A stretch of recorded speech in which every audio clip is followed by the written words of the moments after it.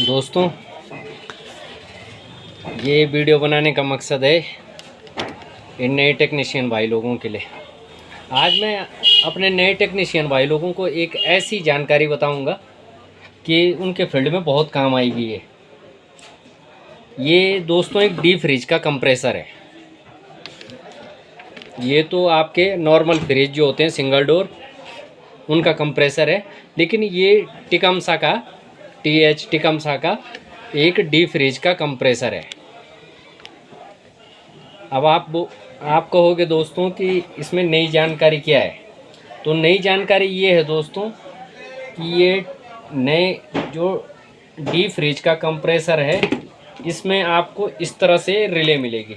चलो आपको मैं पहले सब हटा के दिखाता हूँ। इस तरह से आपको, तो दोस्तों मैंने कहा कि इसमें नया ये है कि इस तरह से आपको रिले मिलती है। ओएलपी तो आपको डीप फ्रिजों में सिंपली ऐसी मिलेगी, या कोई गोल टाइप की मिल गई, आपको गोल टाइप की ओएलपी मिल गई। तो ओएलपी का तो सीधा हिसाब है कि ओएलपी में ये आपका एक तार चला गया।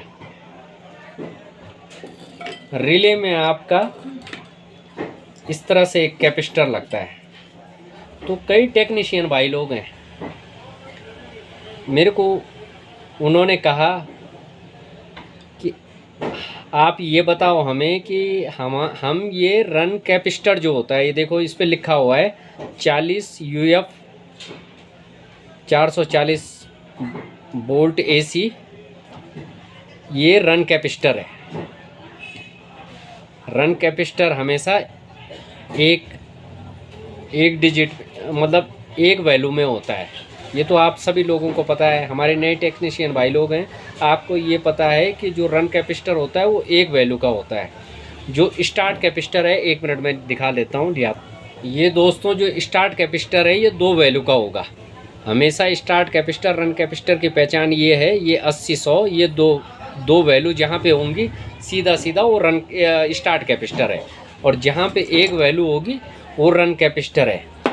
तो दोस्तों आपने देखा होगा डीप फ्रिज पे 50 UF 40 50 60 UF का एक रन कैपेसिटर लगा होता है। तो कई टेक्नीशियन भाई लोगों ने मुझे पूछा कि यार ये रन कैपेसिटर क्यों लगाते हैं, इसकी जगह पे स्टार्ट कैपेसिटर क्यों नहीं लगाते हैं। तो उसका एक ही जवाब है दोस्तों, अभी मैं आपको दिखाता हूँ। ये इस तरह की अगर कोई भी आपको रिले मिले, 4 पिन मिले, ये 4 पिन की है, 3 पिन मिले, तो 1 मिनट है।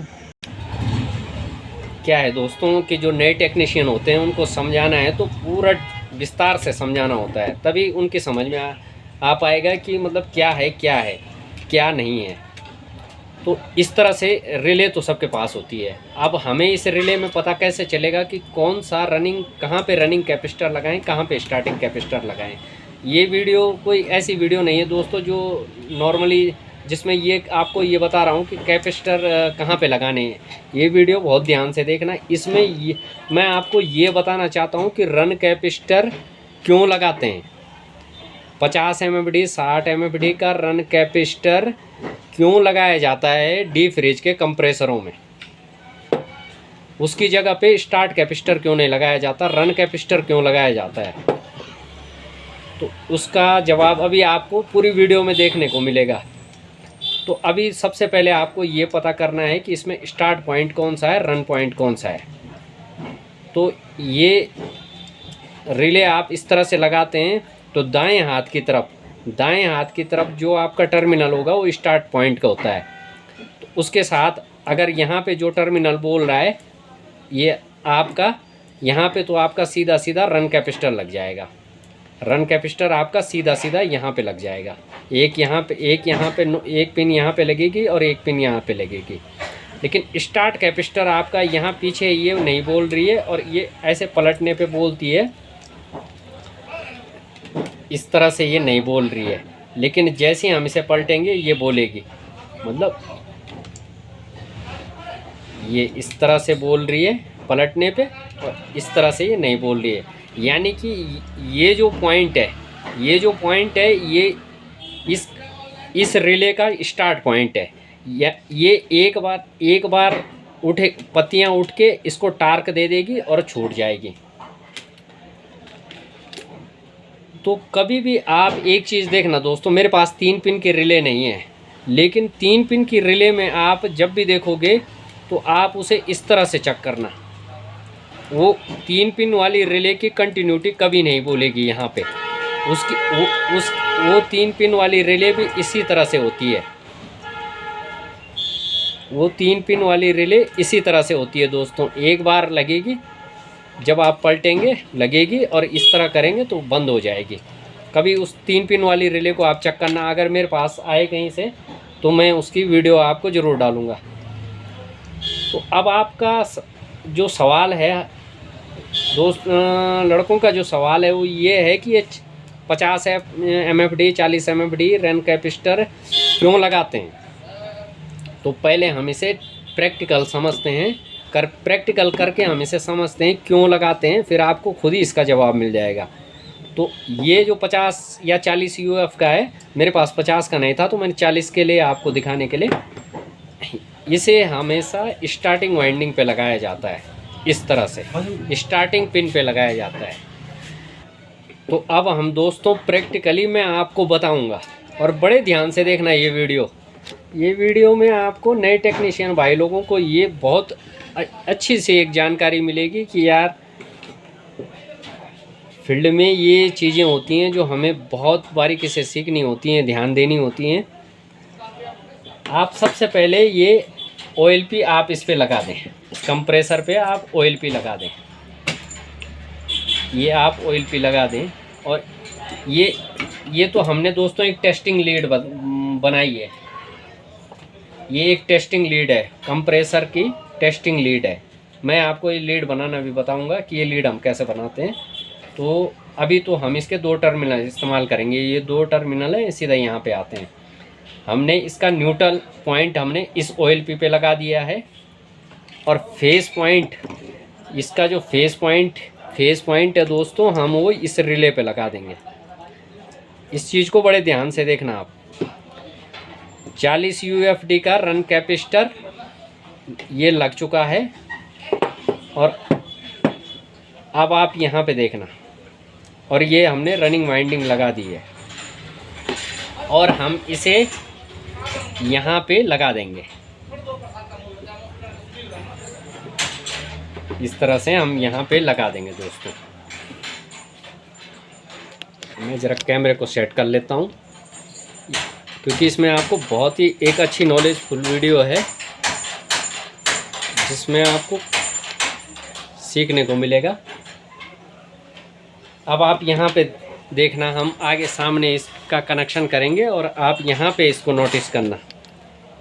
यहाँ पे आप ये देखना, इसको हम हटा देते हैं और ये कंप्रेसर भी साइड कर देते हैं। अब आप देखना दोस्तों, इस मल्टीमीटर पे देखना, ये डीप फ्रीज का कंप्रेसर है। इस पे रिले लग चुकी है, 50 UF का रन कैपेसिटर लग चुका है, रन कैपेसिटर लग चुका है। इसमें OLP पे हमने न्यूट्रल दे दिया है, और इस पे हमने रिले पे हमने फेस दे दिया है। अब हम यहाँ पे फेस पॉइंट पे हम ये क्लाइम मीटर लगाएंगे, और अब हम इसको देंगे कनेक्शन। तो अब हम इसको चलाएंगे, अब देखना इसको आप। तो जब हम इसको चलाएंगे दोस्तों, ये चल चुका है और ये ले रहा है,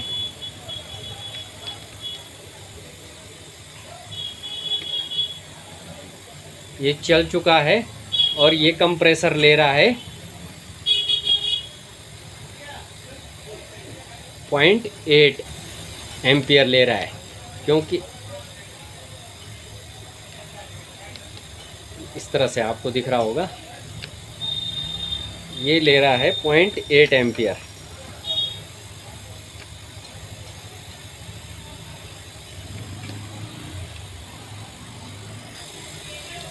ये दोस्तों ले रहा है 0.8 एम्पियर ले रहा है ये।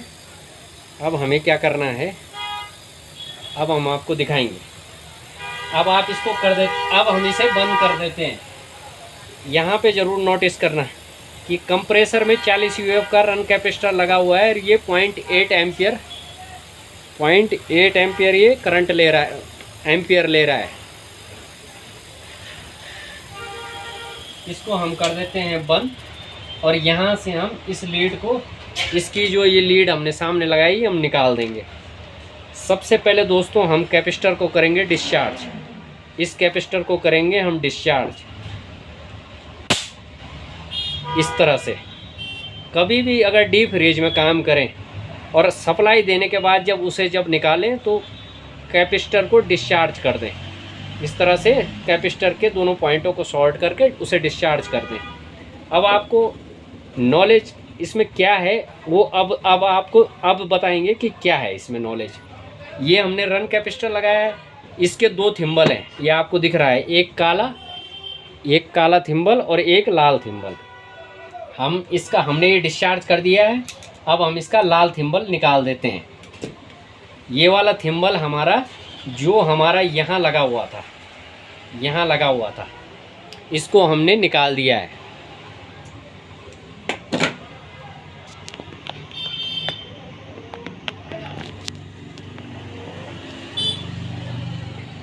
ये लाल वाला थिम्बल दोस्तों हमने निकाल दिया है, कैपेसिटर का ये लाल थिम्बल। अब कई सारे दोस्तों ने बोला कि अगर ये 40 या 50 यूएफ का रन कैपेसिटर अगर हम नहीं लगाएंगे तो ये कंप्रेसर स्पीड नहीं पकड़ पाएगा या कंप्रेसर चल नहीं पाएगा। यही है दोस्तों, ये जो कैपेसिटर होता है ना, ये हमेशा याद रखना, ये 40 का हो या 50 का हो, लेकिन ये काम करता है इन कंप्रेसरों में केवल वन टाइम स्टार्ट टार्क देने के लिए, यानी एक बार स्टार्टिंग टार्क देने के लिए, उसके बाद इसकी वैल्यू ख़त्म हो जाती है, ये इसका काम ख़त्म हो जाता है। ये ऐसा नहीं है कि ये आपका जिस तरह से 5 या 6 MFT का रन कैपेसिटर लगा होता है ना, वो कंटिन्यू करंट देता रहता है कंप्रेसर को। ये 40 और 50 MFT का कैपेसिटर सिर्फ इसका काम होता है एक बार कंप्रेसर को हाई टार्क दे देना और उसके बाद इसका काम ख़त्म हो जाता है। ये उसी जगह पे आप लगाएंगे तो इसका कोई वैल्यू नहीं रहती। अब मैं आपको लाइव प्रैक्टिकली इसको दिखाता हूँ।